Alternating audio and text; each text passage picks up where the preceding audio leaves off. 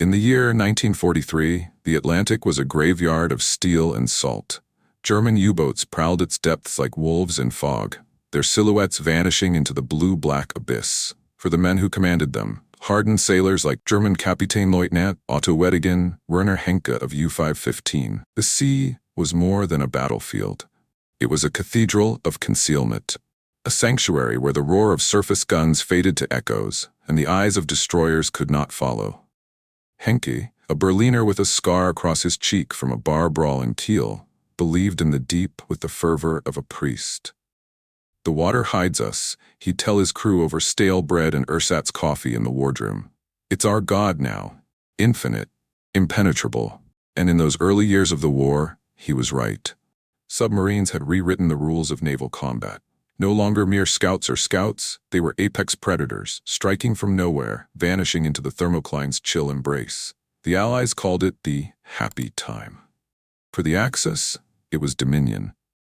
Cut to the Pacific, where Japanese I-boats, sleek as samurai blades, slipped through the shallows of the Coral Sea. Commander Uno Kameo of I-168 gripped the periscope in the dim red glow of the conning tower, his face etched with the quiet arrogance of a man who knew the ocean's loyalties. "Depth is our ally," he confided to his executive officer during a tense dive off Guadalcanal. "The Americans chase shadows on the surface. Down here, we are the shadow." Kameo's boat had torpedoed the Yorktown at Midway, earning him a chest full of citations and a whisper among peers, the ghost of the fleet. These men, from Hamburg to Yokohama, shared a creed forged in salt and steel. The deep was sanctuary. 600 feet down, where pressure crushed lesser vessels like eggshells, the world above ceased to exist. No radar pierced the waves. No lookout could spot the glint of a conning tower in moonless night. The ocean swallowed sound, bent light, and spat out silence. It was the ultimate refuge, a realm where man could play at being God, unseen and untouchable. But even gods have blind spots, and in the laboratories of Washington, D.C., a quiet revolution stirred, not with thunder, but with whispers. The U.S. Naval Research Laboratory, tucked amid the cherry blossoms of Anacostia, was a hive of slide rules and soldering irons. Here, men in white coats chased echoes, not glory. Dr. Harvey Hayes, a bespectacled physicist with ink-stained fingers and a mustache that twitched when he pondered the impossible, led the charge. Hayes had cut his teeth on the brittle acoustics of the Great War, when sonar was little more than a crude hydrophone, a tin ear dipped in the drink. "Sound doesn't lie," Hayes would say to his team, pacing the echo-free chamber where prototypes hummed like impatient bees. "It bends, it refracts, but it always comes home." His vision? Not just to listen, but to see with sound. Active sonar, a pulse fired into the void, bouncing back as a portrait of the hidden. By 1943, prototypes were whispering secrets from the Chesapeake Bay, mapping wrecks, tracing schools of cod. But the real prize lay in the war's throat. The Atlantic, where Donitz's wolf packs still bled merchant ships dry. Enter Lieutenant Commander Jesse Taylor, a sonar savant from the dusty plains of Oklahoma. Taylor wasn't born to the sea. He was a rancher's son, raised on the crackle of AM radio and the whine of cicadas. Yet in the belly of a destroyer off Norfolk, headset clamped over his ears like a crown of thorns, he heard music in the static.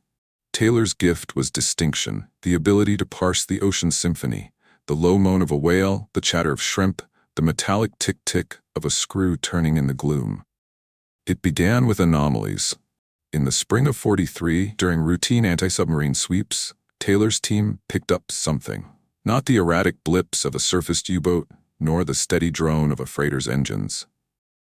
This was deliberate, subtle, a propeller's cadence muffled by fathoms, but there, 3 blades turning lazy at 8 knots, bearing 270 degrees. Taylor scribbled coordinates on a greaseboard, his pencil scratching like claws on tin. Contact, bearing 220, range 4,000 yards, submerged. She's deep, boys, deeper than she should be. The bridge erupted in disbelief. Captain Ellis, a grizzled Annapolis man with a pipe clenched in his teeth, barked orders for depth charges. "Sonar contact? At that depth? You're hearing ghosts, Taylor." But the charges walked the grid, and hours later, oil slicks bloomed on the surface like black orchids. A kill, chalked up to luck. Except Taylor knew better. In the wardroom that night, over lukewarm coffee, he stared at the oscilloscope's fading trace. "It's not luck. It's listening. Word spread through the fleet like a rumor of buried treasure. Sonar operators, mostly boys in their 20s, half-deaf from the constant assault of noise, became the unsung priests of the deep. They trained in blacked-out rooms, headphones sealing them from the world, learning to read the ocean's braille. The Doppler shift of a turning screw, the cavitation bubble of a cavitating prop. In Boston Harbor, classes ran till dawn, instructors piping in recordings of U-boat diesels until students dreamed in decibels. One such operator, Ensign Tommy Reilly from Brooklyn, arrived at his first posting aboard the USS England, wide-eyed and green. "What's it like down there?" his ma had asked at the dock, pressing a rosary into his palm.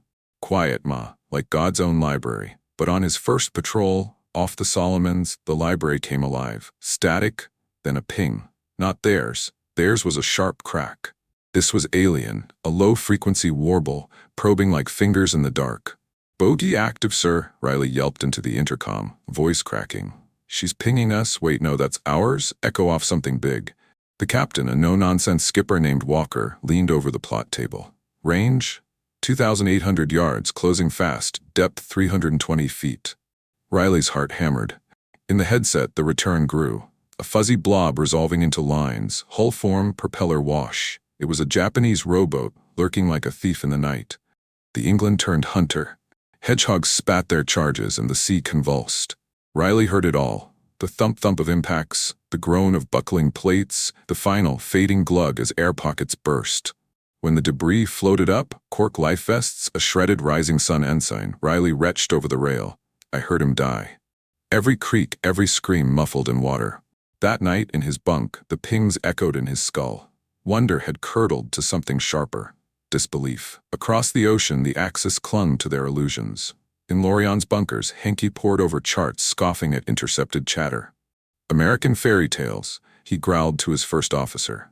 "They throw echoes into the water and call it vision? Bah, let them listen to the fish." In Kure, Kameo echoed the sentiment during a sake-fueled briefing.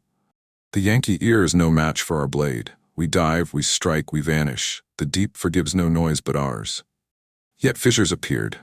U-boat skippers reported phantom hunts, destroyers materializing on headings too precise, depth charges bracketing with eerie accuracy. In the Pacific, I-boat captains whispered of ghost planes, Avengers circling empty swells, dropping cans that bobbed and hummed. Japanese hydrophone operators, ears tuned to the sea's underbelly, caught snippets, unnatural pulses, rhythmic as a metronome, stitching the water with invisible thread. By winter 43, the anomalies multiplied. Taylor's team, now dubbed the Ear Squad, logged contacts that defied the charts. A submerged sub, silent as a stone, betrayed by the whisper of its own pumps. A wolf pack scattered not by gunfire, but by a web of echoes that pinned them like butterflies. Hayes, back in the lab, refined the math. Frequency modulation to cut through thermal layers, directional arrays to triangulate in 3 dimensions. "We're not just hearing," he told a skeptical admiral. "We're mapping the soul of the sea." The admiral, cigar smoke curling like fog, grunted, "Prove it." And so they did. In February 44, off the Azores, an experimental rig aboard the USS Bogue, a converted carrier, went live. Taylor manned the console as the first active pulse fired, a 10 kilohertz chirp slicing through 200 feet of water. The return? Crystal. A U-boat, Type 7C, loitering at periscope depth, oblivious. "Target acquired," Taylor breathed, his voice steady despite the tremor in his hands. "She's ours." Avenger pilots launched, sonobuoys splashing down like metallic rain. The buoys sang, relaying echoes to the carrier's ops room. The kill was surgical. Torpedoes guided not by luck, but by sound's unerring eye. Word reached the front lines like a cold front. Reilly, now a petty officer with calluses on his soul, overheard it in a wardroom poker game. "They say the Yanks got ears like bats now. Hear you breathing down there." Laughter, forced and brittle. But in the quiet watches, doubt seated. For Henke, the crack came during a routine patrol east of Bermuda. U-5 and 15 ghosted at 300 feet, the ocean a velvet shroud. Then, ping. Not the sharp report of their own hydrophones. This was probing, insistent, from above. "Alarm! Battle stations!" Henke bellowed, slamming the dive klaxon. The boat plunged, ballast roaring, but the pings followed, mapping their descent like a lover's touch turned fatal. In the sonar shack, the operator, a boy from Munich named Fritz, clutched his headset, face ashen. Herr Kalu, they're painting us. Every turn, every trim, it's like they're inside the hull. Henke snatched the phones. Static, then clarity. The pulse of his own screws echoed back from the void. Impossible. Depth charges walked the water column, too close, too knowing. U-515 evaded by inches, surfacing under stars to gasp for air. But the damage was done. Kameo felt it months later in the Marianas. I-168, his pride, hugged the seafloor, engines idling to a whisper. Sanctuary, he thought, sipping tea from a chipped cup. Then the hum, boys, dropped from unseen aircraft, their transducers alive with questions. The returns ghosted through the hull, resolving his boat's outline in enemy hands. Full reverse, emergency blow. Chaos, valves screaming, crew tumbling. They escaped, scarred and streaming bubbles, but Kameo knew. The deep had eyes now, ears. The belief shattered not with a bang but a ripple. From Tokyo to Berlin, captains traded tales around samovars and schnapps. The ocean, once faithful, now tattletale. Scientists scrambled German anechoic tiles, Japanese rubber coatings, but the pings pierced them all. In sonar rooms from Pearl to Portsmouth, operators like Taylor and Reilly became seers, divining death from din. And in the labs, Hayes etched the final equation. Sound as weapon, silence as sin. The sanctuary? A myth, crumbling under waves of revelation. German radio operator. They can hear us through miles of water. Sanctuary, they called it. The deep, that eternal black, where pressure sang lullabies to steel hulls, and the world above blurred to myth. But myths have architects, and in the hidden forges of American ingenuity, the blueprint for betrayal was taking shape. Not in the thunder of battleships or the scream of dive bombers, but in the precise calculus of sound. This was the awakening of the ear-turned weapon. The story of how whispers became war cries, and the ocean's silence was shattered by science's unblinking gaze. It was March 1943, and the Battle of the Atlantic teetered on a knife's edge. Admiral Karl Donitz's wolfpacks had clawed back from defeat, their Type 9 boats, long-range phantoms, slipping through convoy lanes like smoke. Merchant losses mounted, 500,000 tons in a single month, enough steel and souls to build a fleet of ghosts. In Washington, the Joint Chiefs pounded tables, demanding a miracle. Enter Hayes and his band of acousticians, a motley choir of PhDs and tinkerers who saw the sea not as chaos, but as a symphony waiting to be scored. Hayes, with his wire-rimmed glasses perpetually fogged from late-night calculations, had inherited a legacy from the Titanic's wreckers.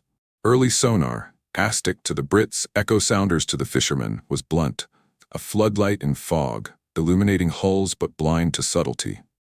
Hayes dreamed bigger. Passive listening wins skirmishes, he argued in smoke-filled briefings, his southern drawl cutting through cigar haze. Active sonar? That's checkmate. We don't wait for the sub to sing, we make it dance to our tune. His team labored in secrecy, iterating prototypes in saltwater tanks where fish scattered like confetti at the first pulse. The breakthrough came with frequency modulation, FM sonar, a chirp that swept tones like a siren's call, dodging the ocean's tricks, bubbles, biology, the thermal veils that warped sound. Blooder Chromatographer Jesse Taylor, fresh from the Chesapeake trials, integrated it into shipboard gear. Taylor's hands, calloused from ranch work, now danced over consoles, fine-tuning amplifiers until the returns sang true. It's like threading a needle in a hurricane, he'd muttered to his technicians, eyes glued to the glowing trace. One night, in a mock hunt against a decommissioned sub, the system locked on, 5,000 yards, 250 feet down, the target's props whirring like a trapped hornet. Hayes watched the screen resolve, hull, conning tower, even the faint smear of torpedo tubes. Gentlemen, he said, voice thick with vindication, we've given the sea eyes. By summer, the weapon deployed. Hunter-killer groups, carriers like the Bogue, ringed by destroyers, prowled the mid-Atlantic, their bellies full of Avengers retrofitted with sonobuoy launchers. These were no ordinary cans. Aluminum buoys, each a floating ear with a radio backbone, dropped in patterns to weave an acoustic net. First combat, May 1943, east of the Azores. Bogue's air group, led by Lieutenant John Swede Vrasiu, circled a convoy scar. Intelligence whispered of a U-boat refueling, but the sea lay flat as polished obsidian. Taylor, aboard the flagship destroyer USS Barr, manned the central plot, a glass-top table where echoes converged like veins to a heart. Launch pattern Alpha, he radioed coolly, as TBM Avengers droned overhead. Buoys splashed, plop plop plop, bobbing like buoys of doom. Within minutes, returns flooded the circuit, static laced with clarity. A submerged Type 9 U-706, creeping at 6 knots, her captain convinced of impunity. Contact, bearing 45, range 3200, depth 180 feet, Taylor announced, his Oklahoma twang steady as granite. The plot lit up. Triangulation from 3 buoys, plotting the sub's course in real time. Froshy's Avenger banked, hedgehog charges tumbling into the drink. The sea erupted, whump whump, bracketing the invisible prey. U-706 twisted, evading by fathoms, but the net tightened. A second pass. Depth charges patterned to the echo's whisper. The return warped. Hull stress, fracturing plates, then vanished. Hours later, debris confirmed it. Diesel oil, splintered wood, a life raft with a scrawled SOS in fading ink. Bogue's crew cheered from the catwalk, but Taylor lingered in the sonar shack, headset dangling. First blood, but she fought back, tried to jam us with her own ping.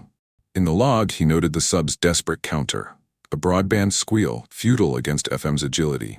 Hayes, monitoring from DC via teletype, wired back. Exemplary, the deep is ours now. Word of the kill rippled through the fleet like a stone in still water. Escort carriers multiplied. Bogue, Core, Card. Each a floating nerve center, their sonar operators a priesthood of the profane. Young ensigns like Tommy Reilly, transferred to the Pacific aboard USS England, drilled relentlessly. In blacked-out ready rooms they parsed recordings, the chug-chug of a Japanese kite-eye diesel, the whine of German man engines. Reilly, his Brooklyn accent clipped by nerves, aced the sims. "It's not noise, sir, it's a signature. Every boat's got its own voice, sings its grave."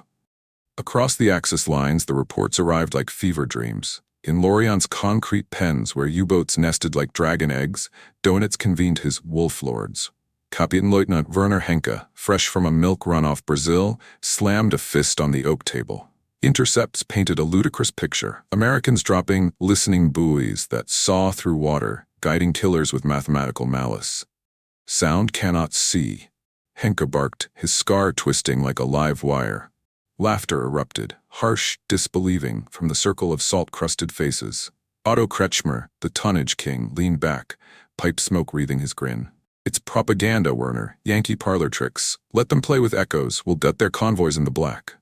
Donitz nodded, but his eyes, cold as fjords, betrayed the calculus. Medhawk's radar detectors had dulled Allied eyes. Now this?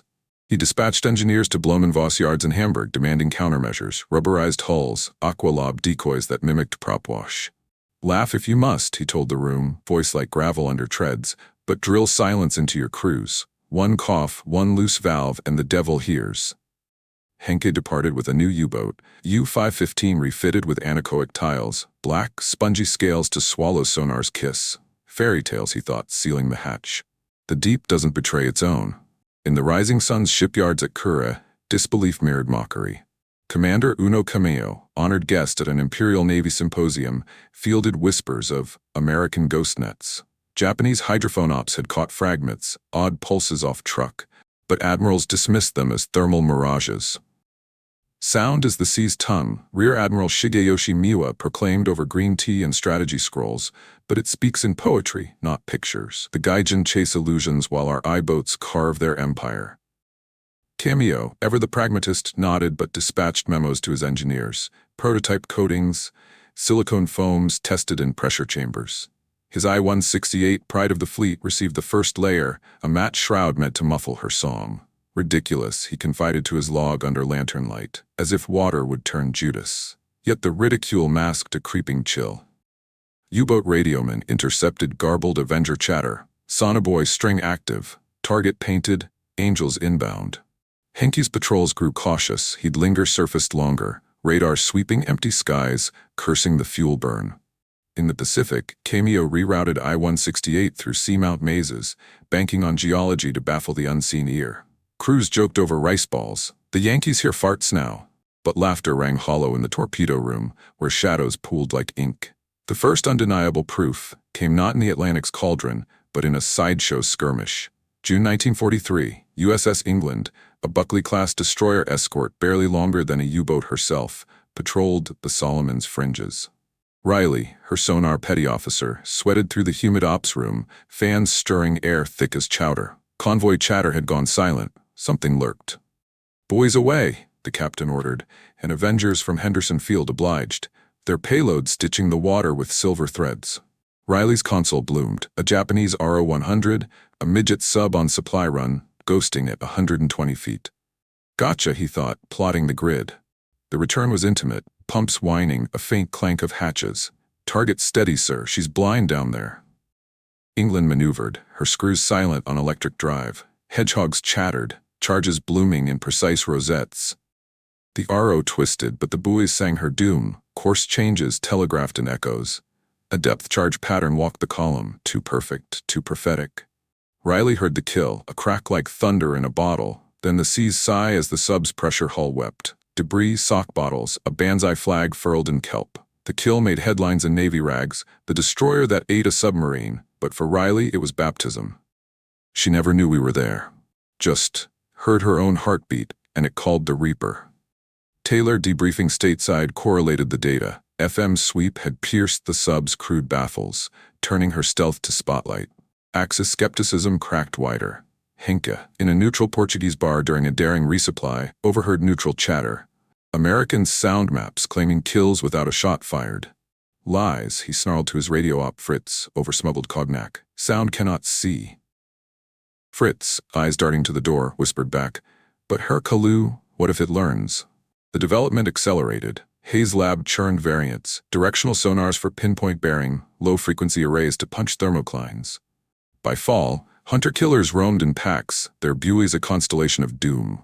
Kills mounted U-460, U-68, not in fury but finesse. The ocean, once a cloak, became a canvas painted with pulses. Kameo felt the shift during a midnight watch off Saipan. I-168 idled deep, her new coating gleaming wet in the dives. "Safe," he assured his bridge watch. Then, a probe. Not random noise but interrogated, sweeps climbing scales resolving his silhouette. Evasive. "All stop." The boat froze, crew rigid as statues. The ping circled, then faded. "Escape," by the skin of salt. But in his cabin, Kameo traced the bulkhead with trembling fingers. "It's hunting. Not us, the sound we make." Doing its ration patrols, his wolf packs leashed, Niwa fortified atolls with decoy nets, but the returns mocked them.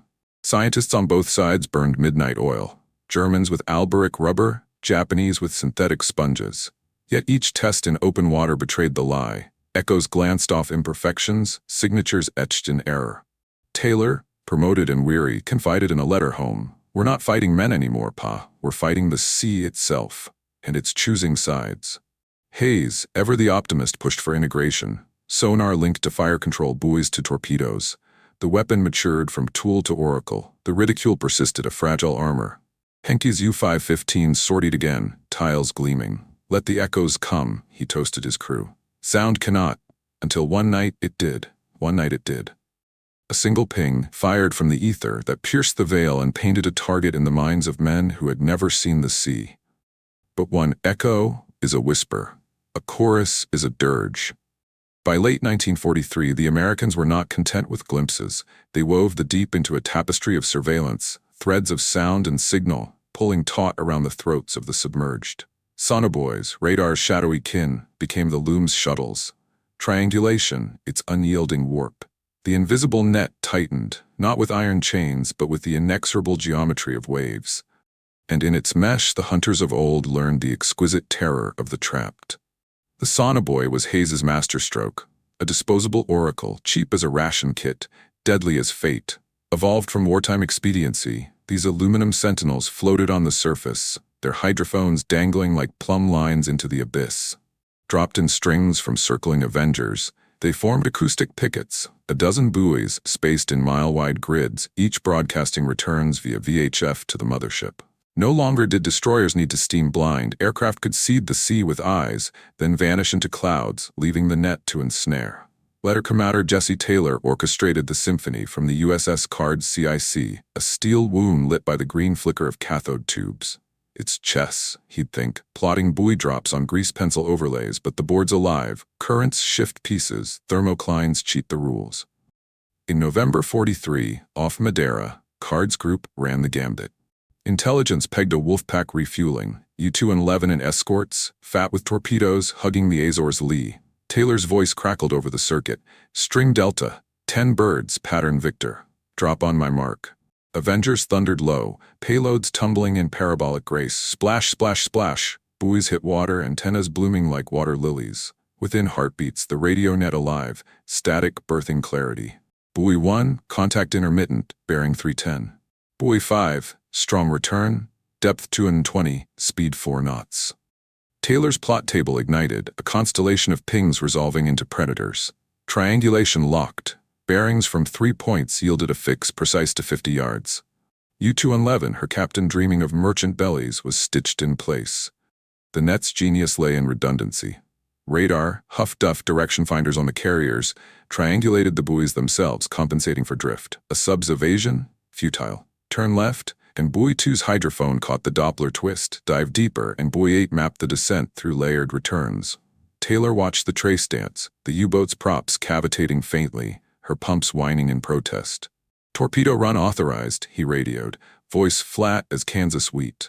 TBFs wheeled. Mark 24 Fido acoustic torpedoes, homing fish tuned to screw noise slipping into the drink. The sea convulsed, thrum, whoosh, bloom. U-211's return fragmented, then stilled. Oil wept upward, a black requiem. Kills cascaded. In December alone, hunter-killers claimed 8, U-172 off Brazil, U-516 in the mid-Atlantic, each pinned by the net's geometry. Hayes, poring over after-action reports in Anacostia, refined the weave. Variable depth sonars towed from destroyers, dipping below surface clutter. Argus buoys with encrypted bursts to foil intercepts.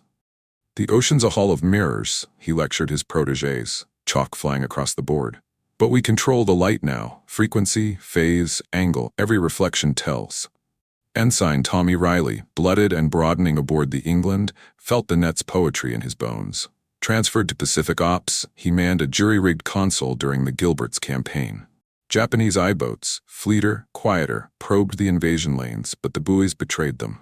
Off Tarawa, a string caught I-39 mid-stalk, her silent running diesel a ghost in the trace. Riley's fingers flew, azimuths ranges, feeding data to the plot. She's turning starboard, sir. Buoy 3 confirms, evasive but predictable. The England ghosted in, her screws on whisper drive, unleashing a hedgehog salvo. The return screamed, hull breach, air rushing. Reilly pulled off his headset, ears ringing not from noise, but revelation.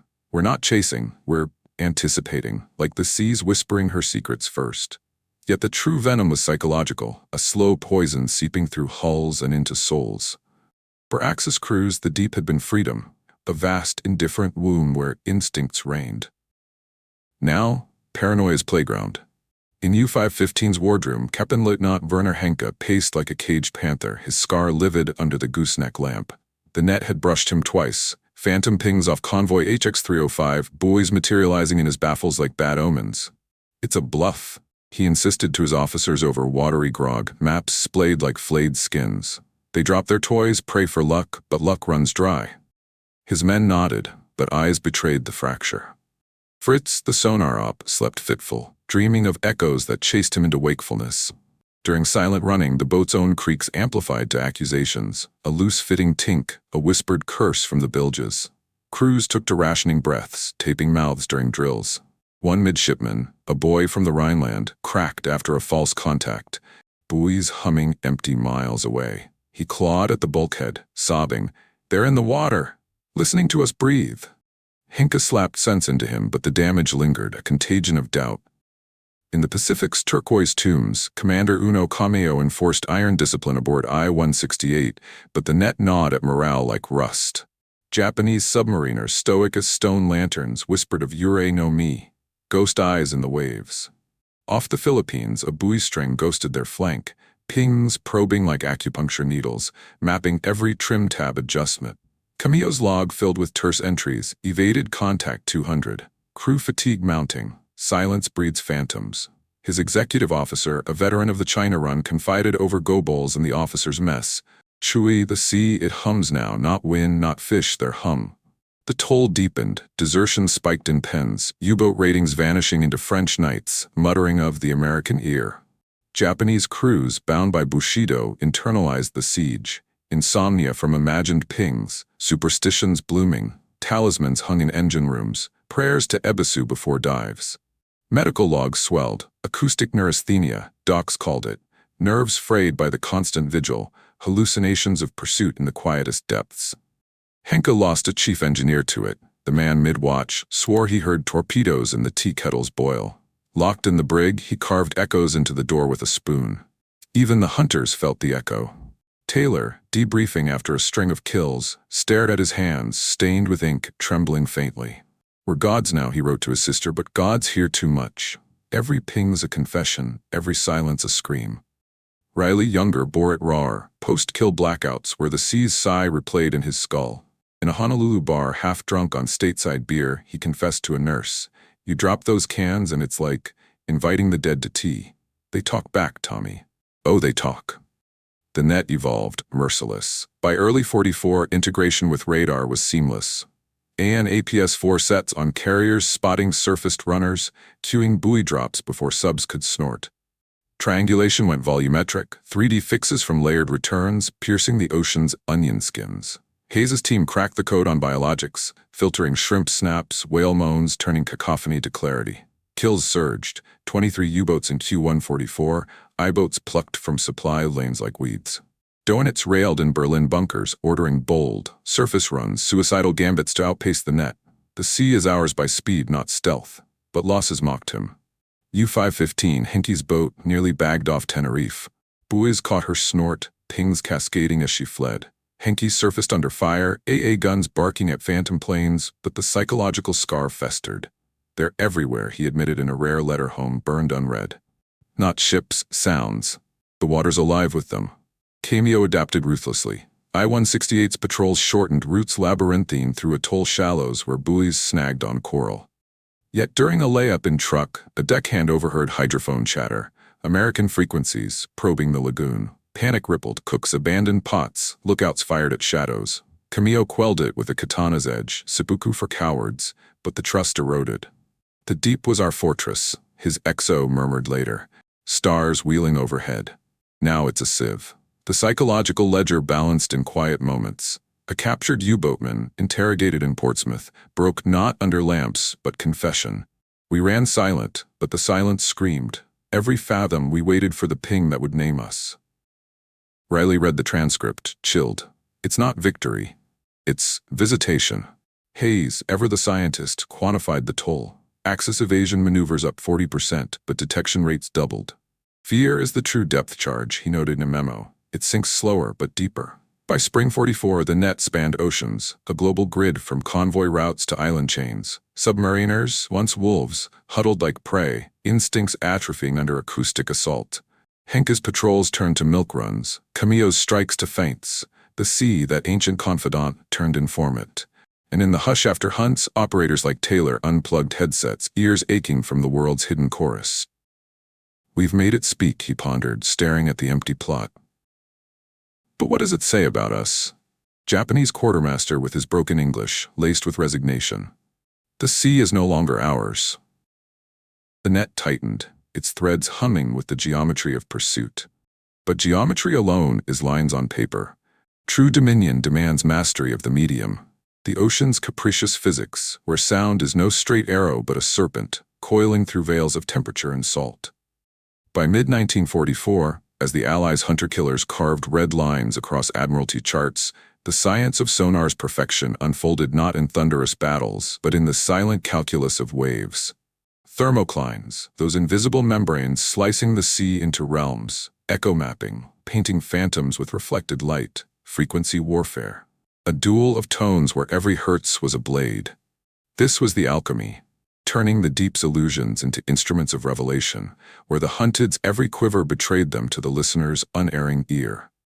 It was the thermocline that first humbled the pioneers, a thermal cliff, sharp as a guillotine, where surface, sun-warmed waters plunged into the cold embrace of depths. Sound, that fickle courier, accelerates in heat, 4,500 feet per second in tropical shallows, only to slacken in the chill below, refracting pulses like a prism shatters rainbows. Early sonars fired blind, their echoes scattering into the void, returns muddled as a drunkard's scrawl. Submariners exploited it. Diving beneath the layer, they'd vanish, ghosts in a refractive fog. Kapitänleutnant Werner Henke had danced this waltz off the Canaries, U-515 slipping the noose by hugging the cold sink, his hydrophones catching only garbled echoes from above. "The layer is our shroud," he'd boast in Lorient's damp wardrooms, a smirk creasing his scar. "Let the Yankees chase shadows in the warm. We'll feast in the black." But Hayes saw the thermocline not as foe, but as lens.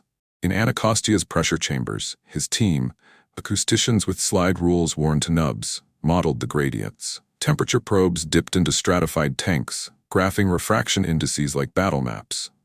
"It's refraction, not reflection," Hayes explained to a gaggle of skeptical officers, his mustache quivering with fervor as he traced curves on a greaseboard. "Sound bends toward the cold, predict it, and you peer beneath the veil. Fire low frequency, let it refract up, high, and it skips like a stone." The math bloomed. Snell's law adapted for seawater, equations balancing salinity's drag against thermal thrust. By February 44, prototypes pierced mock layers, pulses curving like homing pigeons, resolving targets 200 feet below the shear. Lieutenant Commander Jesse Taylor tested it in the flesh of the Atlantic. Aboard the USS Core, during a Wolfpack skirmish east of convoy ON-226, Taylor's console flickered with frustration. Contacts diving, returns fading into thermal static. "They're using the layer," he cursed, sweat tracing rivulets down his neck in the humid CIC. Then Hayes' retrofit kicked in. A variable depth sonar, towed on a cable like a bloodhound's leash, dipping below the surface clutter. Taylor keyed the pulse. A 3 kHz thrum, low and languid, refracting through the thermocline's curve. The return? Revelation. U-552 pinned at 350 feet, her props a frantic tattoo in the trace. "Thermocline fix, bearing 120, depth confirmed," Taylor radioed, voice steadying as the plot resolved. "She's bottled. Layers working against her now." The Corps' Avengers pounced, sonobuoys seeding the grid across the thermal fault. Echoes bent back, painting the sub's desperation. Erratic turns, warping Doppler shifts, pumps whining against the cold's grip. Phyto torpedoes homed, the sea's whump echoing up through layers like judgment from on high. Taylor unplugged his headset post-kill, the oscilloscope's afterglow burning in his retinas. "We didn't break the layer, we bent it to our will." In debriefs, he sketched the fix for green operators. "Find the shear, it's your scalpel. Subs hide there, we cut through." Echo mapping took the revelation further, transforming crude blips into portraits of peril. No longer mere range and bearing, sonar returns fractalized into bathymetric sketches. Hull contours etched in echo amplitude. Propeller wakes smeared like ink in water. Hayes' team pioneered beamforming, phased arrays of transducers, steering pulses in narrow cones like spotlights in fog. "One pings a question," Hayes lectured, demonstrating on a rec model. "A map's the answer. Length, beam, even the whisper of open tubes." Operators trained on silhouettes, the stubby teardrop of a Type 7, the elongated grace of a Japanese B-1. Distinction became deadly art. Ensign Tommy Reilly mastered it in the Pacific's layered cauldron. Off Lady Gulf, aboard the England, a buoy string caught I-41 mid-prowl. Her echo a smeared shadow at first, thermocline scattered. Reilly adjusted the array, high-frequency sweep, 15 kHz, for resolution's bite. The return sharpened, conning tower spike, 4-tube bow, the faint cavity of her hangar. "Echo map forming, sir. Definite I-boat 280 feet, layer pinned," he reported, his Brooklyn lilt edged with grim poetry. The plot table mirrored it. A ghostly outline, props churning against the map's inexorable frame. England's hedgehogs walked the grid, charges blooming in echo-guided rosettes. The sub's return fractured, plates buckling, air hissing, then stilled, her map collapsing to silence. Reilly's hands shook as he logged it, the sketch taped to his bunk like a talisman, not just a kill. A portrait, her last, painted in sound. Back in Pearl, instructors pored over such maps, drilling cadets. See the rake of the stern? German. The bulge amidships? Japanese floatplane deck. The science humanized the hunt, turning abstractions to intimacies. A sub's rivets, her crew's shadows etched in waveform. Frequency warfare crowned the triad, a spectral arms race where tones clashed like swords. Constant wave sonar, early war's staple, rang clear but brittle, subs jamming it with broadband squeals or decoys that mimicked returns. Hayes countered with FM, chirped pulses, frequency-modulated sweeps that spanned octaves, impervious to noise. "It's like shouting in tongues," he quipped to admirals, demoing a tank test where a mock sub's jammer fizzled against the chirp's agility. Low frequencies punched deep, mapping abyssal hulks. Highs etched details, slicing thermoclines like lasers. Axis engineers scrambled, German bold wolves fired counterpulses, Japanese yen decoys belching false echoes, but FM danced through, resolving truth from tumult. Henke tasted the warfare's sting during a desperate Atlantic sortie. U-5 and 15, her Alberich tiles flaking under Salt's assault, ghosted beneath a convoy's skirts. Silence, he ordered, throttling props to idle. But the pings came, varied, insidious. Low rumbles probing the layer, high chirps etching his hull. "Jammer full," he snapped, the boat's squealer howling defiance. For agonizing minutes, the returns muddled. Ghost contacts blooming on his own hydrophones. Then clarity. FM's sweep cut the jam, Taylor's net aboard a distant escort carrier triangulating through the din. Depth charges rained, bracketing with surgical spite. U-515 clawed upward, blowing tanks in a silver plume, evading by fathoms but surfacing scarred, tiles shedding like molting skin. In his cabin, Henke traced the chart's thermocline scribbles, borrowed from a captured manual. They map us, layer by layer, frequency by frequency. Rage curdled to respect, a rare admission in his log. The ocean's physics turns against us. Sound, once blind, now sees. Crew morale frayed further. Engineers whispered of frequency ghosts, sleepless from the chirps that haunted drills. Across the dateline, Commander Kameo waged his own spectral duel. I-168, rubber-clad and reclusive, patrolled the Formosa Strait's thermal mazes. Japanese countermeasures, silicone absorbers, Kumo noisemakers promised sanctuary, but American FM pierced like shrapnel. Off Okinawa, a sonobuoy's chirp swept low, refracting through a subtropical sheer to kiss her flank. Kameo's sonar shack lit with echoes. Mapped in merciless detail, her seaplane deck a damning silhouette. "Counter-frequency, full spectrum," he commanded, the boat belching decoys in a froth of bubbles. The returns tangled, true and false entwining, but the net's arrays sifted. Hayes algorithms leaked via codebreakers filtering phantoms. Torpedoes homed, acoustic seekers riding her own prop wash to doom. Kameo escaped, limping to Kura with a gash in her pressure hull, but the encounter etched doubt. Over Shochu with his officers he pondered aloud. They war with waves, not brute force but the sea's own language. Our silence? It echoes their victory.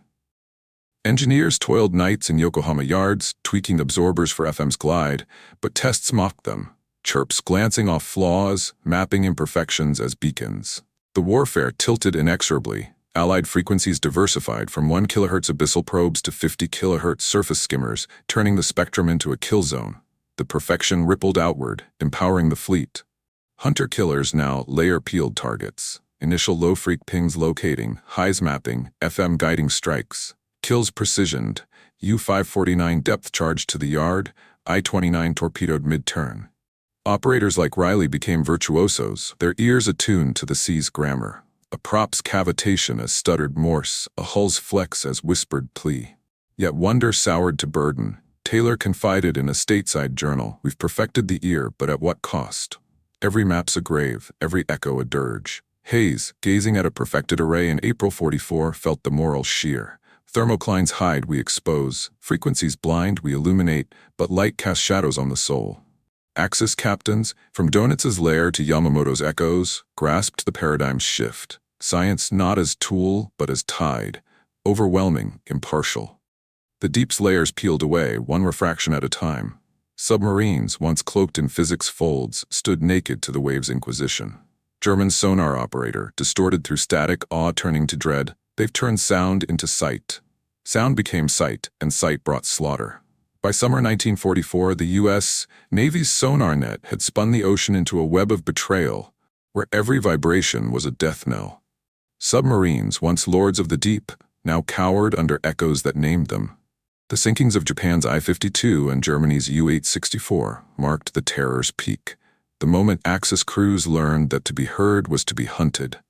The ocean, their ancient ally, had turned traitor, reflecting their heartbeats as targets. The I-52 was Japan's lifeline, a C-3 class giant hauling gold and opium to fuel a fading war. Commander Kameo, scars deepening with each patrol, trusted her coated hull to defy the enemy's ear. "The sea hides intent," he scrawled in his log, kanji sharp under a swaying lamp.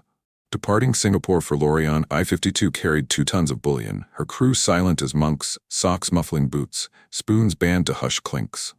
But on June 23, 1944, USS Bogue's hunter-killers patrolled west of Cape Verde, guided by ultra-decrypts. Lieutenant Commander Jesse Taylor, eyes locked on the CIC's plot, ordered, "Boy pattern Charlie, wide net." Avengers dropped ANCRT-1 sonobuoys, their plop-plop seating 20 square miles. Ping-ping, FM pulses sliced the thermocline, mapping I-52's bulk, her blunt bow, cargo holds, a loose hatches rattle. Kameo's sonarman, Ensign Tanaka, froze. "Chusa, active contact," he hissed. "Silent running," Kameo ordered, props still, breath held. But the buoys sang, relaying her silhouette to Bogue's screens. Taylor's voice cut the static. "Target fixed, depth 410 feet. A Fido torpedo dropped, its acoustic sensors chasing her pumps whine. Inside I-52, a Banshee whale whine closed fast. The torpedo struck amidships, a whump collapsing steel. Gold sank, with 108 souls. Kameo's last log page, later recovered, read, "The deep betrays." Taylor, plotting the kill, felt no victory. "We heard her dreams die." The sinking Sonar's first torpedo-guided triumph chilled Japan's admirals. In the Atlantic, U-864 faced a twin fate. A Type 1 D2 carrying jet blueprints for Japan, she crept off Norway, February 1945. Kapitänleutnant Werner Henke, haunted by near misses, hugged shallow thermoclines. "Layers lie," he wrote, Albrick tiles flaking. HMS Venturer, wielding U.S. sonar, caught her diesel's thrum. "Contact German, depth 190, Venturer's sonarman reported. Welter James Launders fired 4 torpedoes, guided by 3D echo fixes. Henke heard them late. Emergency dive. The third torpedo split U-864's flank, crack boom, sinking 73 men and their secrets. Terror spread like oil. Axis crews flinched at every sound. In U-boat pens, skippers whispered, "The water listens," hands shaking over schnapps. German tiles thickened, but FM chirps pierced flaws. Desertions rose, men fleeing muttering of ghost ears. In Japan, Commander Nobukyo Nambu's I-44 banned speech, but a buoy off Luzon mapped her screws where. "They know our wounds," Nambu radioed, his log a poem. "Echoes name us, silent we scream." The hunters bled too. Chief Tommy Reilly aboard England dreamed of pleading echoes. "Every ping's a trigger," he told a chaplain. Taylor saw his men's hollow eyes, were priests of secrets, sinkings piled, U-1229, I-177, each a sonar triumph. Axis decoys failed, the sea favored listeners. Henke's U-1228 caught a buoy's tink off Halifax. "No mercy," he drilled, but charges rained prophetic. "They hear my heart," he wrote before surrender. Nambu's I-44 fell to a sonobuoy trap off Okinawa, his last whisper, "The ocean is glass. And we are shadows behind it." The ocean was glass, and the shadows behind it had nowhere left to hide. By mid-1945, the U.S. Navy's sonar net had turned the deep into a chessboard, each move plotted in echoes. But the Sea of Japan, Japan's inner sanctum, a fortress of mines and shallow shoals, remained sacred ground, untouchable by Allied hulls. Or so Tokyo believed. Operation Barney, a daring raid by 9 American submarines, shattered that myth, wielding FM sonar to pierce impossible waters. It was the ultimate gambit, not just to hunt, but to invade the enemy's heart, where silence itself became a traitor's whisper. Operation Barney, named for a fallen submariner, was Vice Admiral Charles Lockwood's brainchild, a Pacific theater endgame to choke Japan's supply veins. The Sea of Japan, ringed by mined straits like Tsushima and La Perouse, was a death trap. Shallows amplifying echoes, currents twisting sound, minefields promising oblivion. Japanese I-boats patrolled with impunity, their commanders smug in their fortress. "The Gaijin cannot come here," Commander Nobukyo Nambu, now aboard I-36 after I-44's loss, told his officers over SOC in Kure. "Mines guard us, silence cloaks us." But Lockwood in Pearl Harbor's war room saw opportunity where others saw suicide. "FM sonars are key," he told his skippers, voice like gravel. "It sees through the clutter, mines, shoals, all of it." The weapon was the ANBQR-2, a frequency-modulated sonar refined by Dr. Harvey Hayes' lab. Unlike earlier systems, it swept low frequencies, 1 to 5 kHz, to punch through shallow water noise, parsing biologics from steel with surgical clarity. Lieutenant Commander Jesse Taylor, consulting on the mission, trained Barney's sonar teams in Guam's sweltering sheds. "It's like reading Braille blindfolded," he told them, calibrating arrays to filter mine cables' twang from subprops' hum. Operators like Chief Tommy Reilly, reassigned to USS Tunney, mastered the art. distinguishing a kite-eyes diesel throb from a freighter's clank, even in the Strait's acoustic soup. June 4, 1945, 9 Gato-class boats, Bonefish, Tunny, Skate, and others, slipped through Tsushima Strait under cover of darkness. Mines loomed, their cables swaying like kelp in the current. USS Bonefish led, her captain, Sir Dr. Lawrence Edge, gripping the plot as sonarman let John Smith swept the array. "Contact, possible mine, bearing 090, Smith reported, his voice steady despite the sweat soaking his collar. The FM chirp mapped it. A moored charge, 50 yards off, its cables pinged distinct from the seabed's murmur. Edge adjusted course, threading a needle through the field. "Hayes toys a damn bloodhound," he muttered, the boat gliding silent on batteries. The straits fell behind. The Sea of Japan opened, a shallow basin 200 feet deep, where echoes ricocheted like bullets in a canyon. Japanese defenses, lulled by years of immunity, faltered. I-36, Nambu's new command, patrolled off Honshu, her rubber coating frayed from prior scrapes. Nambu, hollow-eyed from losses, drilled silence. No sound, no death. But Tunny's sonar caught her at 10 miles, a faint prop cavitation, Doppler shifted by a lazy turn. Reilly, ear pressed to the headset, grinned grimly. "I-boat, bearing 220, depth 120, she's fat and happy, sir." Tunny's captain, Dr. George Pierce, plotted the fix. FM returns etched I-36's outline, floatplane deck, torpedo tubes. "Fire tubes 1 and 2, he ordered. Torpedoes leapt, guided by acoustic fixes, their seekers locked on Nambu's screws. Aboard I-36, the sonarman screamed, "Torpedoes incoming!" Nambu dove, but the shallow sea betrayed him, echoes bouncing off the bottom, amplifying his trace. The first torpedo missed, the second tore her stern. Boom, the sea convulsed, I-36's hull splitting like bamboo. 57 men sank, Nambu's last thought unwritten. Even silence betrays. Barney's toll mounted, 28 ships sunk in 20 days, including merchantmen and escorts, each kill sonar-guided. USS Skate sank the I-122 off Hokkaido, her echo trapped in the basin's shallow mirror. USS Spadefish bagged a freighter, its screws mapped through a storm's clutter. Reilly, logging kills, felt the weight. Every ping's a funeral bell. The Japanese scrambled. Minefields thickened, patrol boats buzzed, but FM sonar saw through. Mines mapped as static stars, subs as moving shadows. The cost was steep. Bonefish, pressing too deep into Toyama Bay, vanished, likely mined, her sonar blind to a cable's faint twang. Edge's last transmission crackling to Tunny. Contact lost, we're blind. Reilly, hearing it, unplugged his headset, the ping echoing in his skull. "We turned their sanctuary to a trap, but it traps us too." Lockwood and Pearl mourned but pressed on. Barney's proof, the sea's ours. Japan's admirals reeled. Rear Admiral Shigeyoshi Miwa in Tokyo's bunkers read loss reports. I-boats vanishing, their silence no shield. "The Gaijin have profaned our waters," he raged, ordering decoys, fake hulls, noisemakers.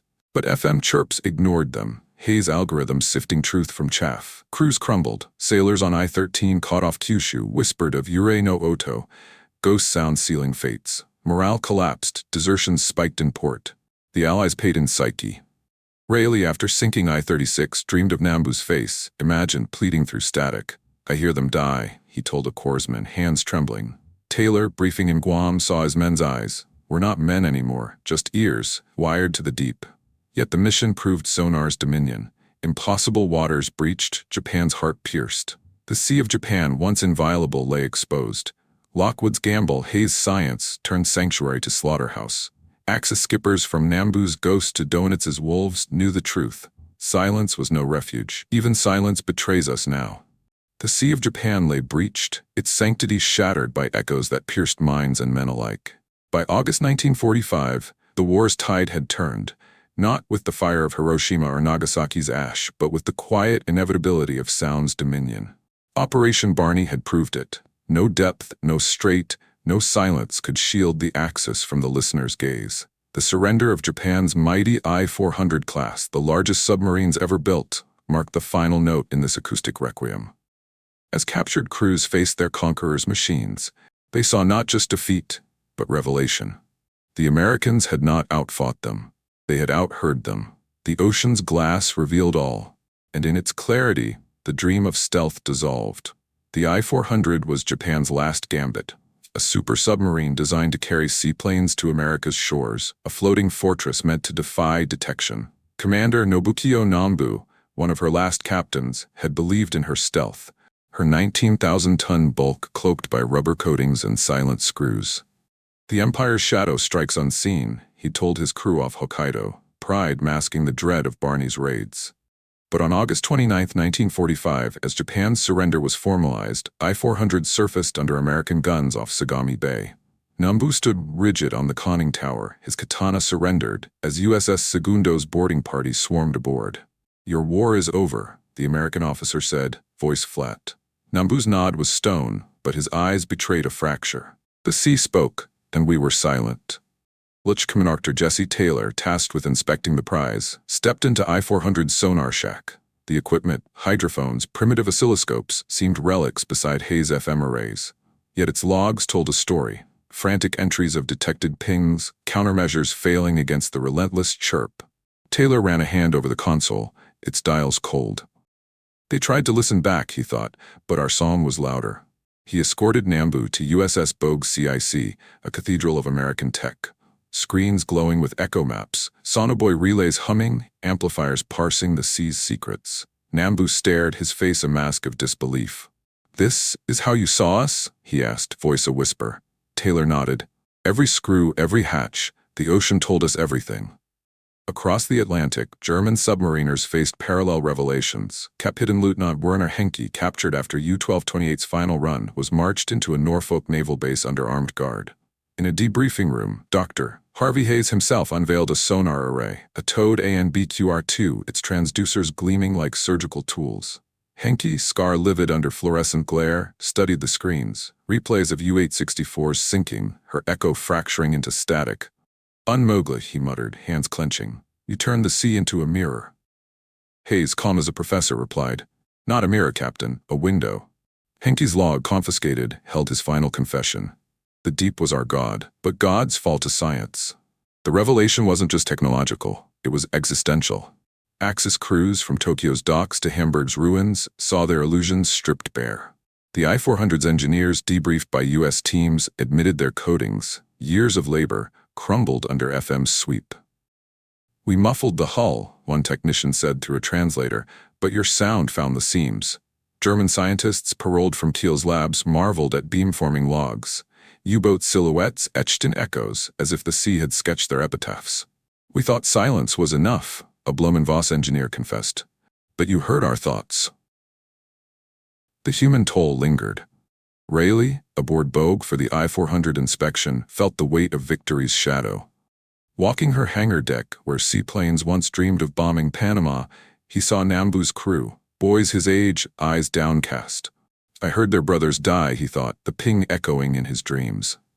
In Norfolk, Henke's men shared cigarettes with their captors, trading stories of hunts where pings chased them into madness. One radio man, Fritz, whispered, "Every watch, I waited for the sound that would bury us."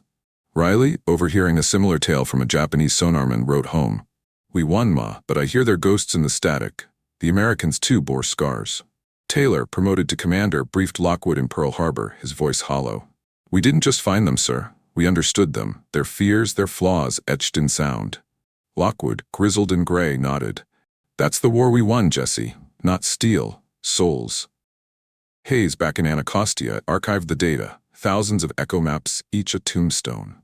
"We turned the ocean into glass," he wrote in a private journal. "But what does it reflect of us?" Axis surrender spread the lesson. In Tokyo, Japanese engineers, once scornful of Yankee parlor tricks, studied captured sonar manuals, their pride curdling to awe. "They made the sea speak," one said, sketching FM waveforms for post-war sonar labs.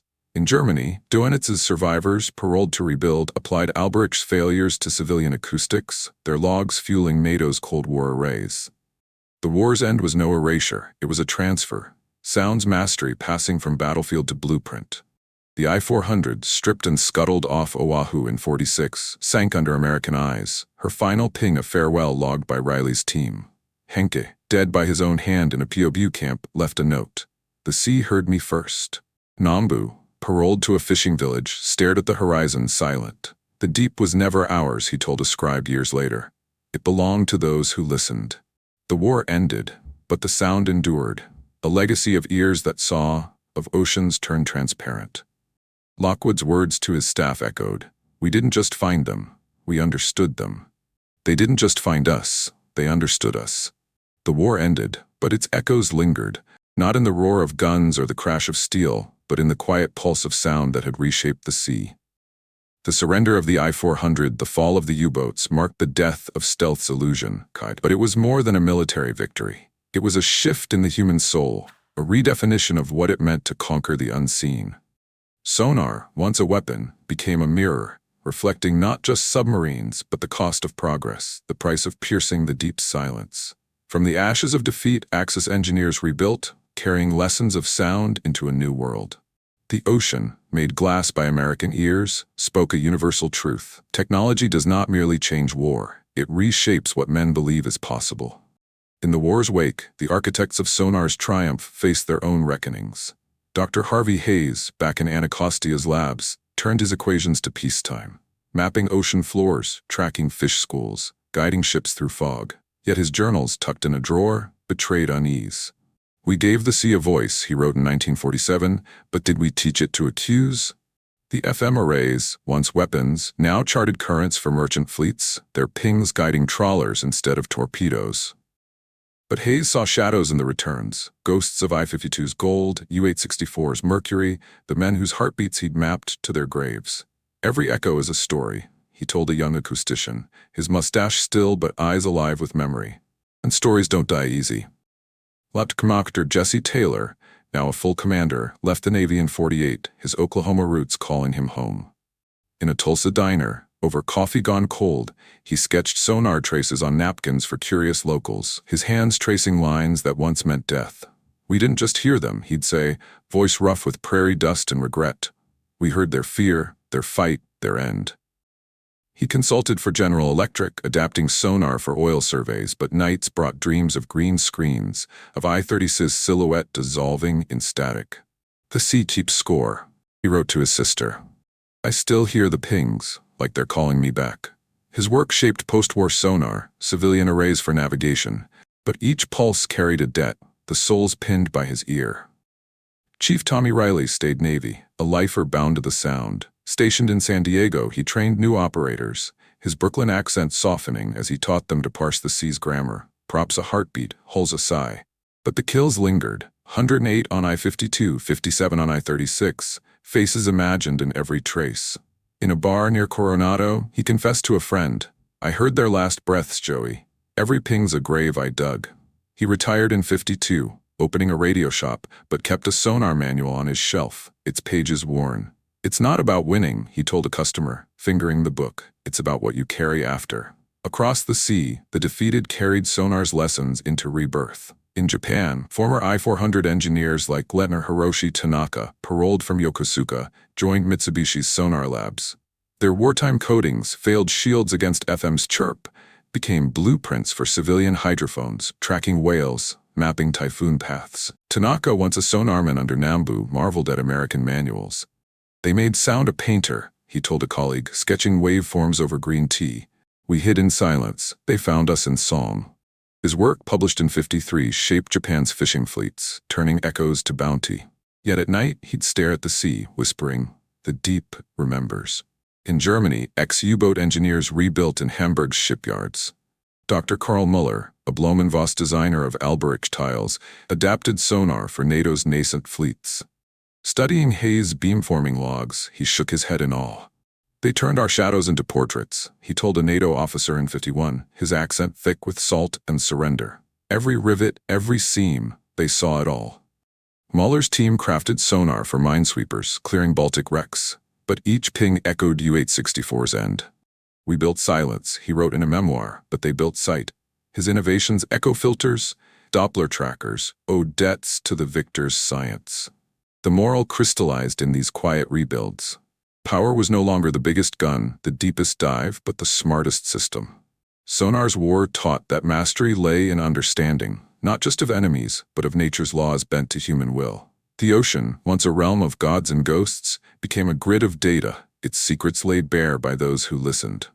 Vice Admiral Charles Lockwood, retired in '47, summed it in a speech. "We didn't outfight them. We outheard them, and that's the future. Machines that think faster than men." Yet the cost lingered. Axis survivors, Nambu, paroled to a fishing village, Fritz, the U-boat radio man, now a Bremen dock worker, carried the war's sound in their bones. Nambu, casting nets, flinched at motorboats' hums, hearing pings in the tide. The sea never forgets, he told his son. Fritz, repairing radios, avoided static, fearing it hid echoes of depth charges. We were the hunted, he confided to a barmaid. The water told on us. Their stories passed in whispers became folklore. The ocean as betrayer, sound as judge. The Allies, too, bore the echo's weight. Hayes, lecturing at MIT in '55, spoke of Sonar's legacy. It changed what we believe possible, to see without eyes, to hunt without hands. But his voice broke on the human toll. Every map we drew was a man's end. Reilly, closing his shop, kept a buoy casing as a doorstop, its hum a ghost in his dreams. Taylor, dying in '60, left a note. The sea's transparent now, but it's heavy to look through. The ocean's glass endures, a legacy of sound that reshaped war, science, imagination. It taught humanity that power lies not in hiding, but in hearing. Not in silence, but in the courage to listen to what the deep reveals. They believed silence was safety. But in the war of echoes, even the quiet betrayed them. The Americans didn't just listen. They made the sea itself speak.